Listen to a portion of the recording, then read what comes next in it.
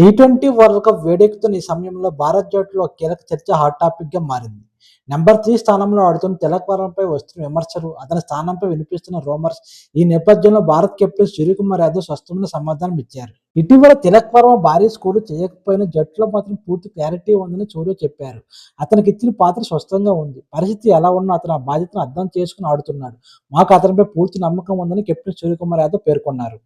Number 3 స్థానం టీ20లో చాలా కీలకం. ప్రారంభంలో వికెట్లు పడితే ఇన్నింగ్స్ నిలబెట్టడం లేదా మంచి స్టార్ట్ వచ్చినప్పుడు స్కోర్‌ని వేగంగా ముందుకు తీసుకెళ్లడం రెండింటికి ఆ స్థానం ఉన్న ఆటగాడు సిద్ధంగా ఉండాలి.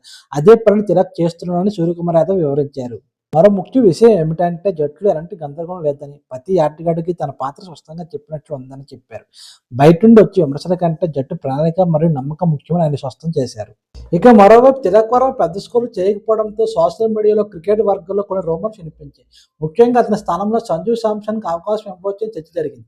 మిడిల్ ఆర్డర్‌లో మార్పు ఉండొచ్చని కొందరు విశ్లేషకులు కూడా అభిప్రాయపడ్డారు. కానీ ఈ రూమర్స్‌కి సూర్యకుమార్ యాదవ్ పూర్తిగా చెక్ పెట్టారు. జట్టులో ప్రతి ఆటగాడికి తన పాత్రపై స్పష్టత ఉంది. బయట మాట్లాడేది వేరు, మా ప్రణాళిక వేరు అని తేల్చి చెప్పారు.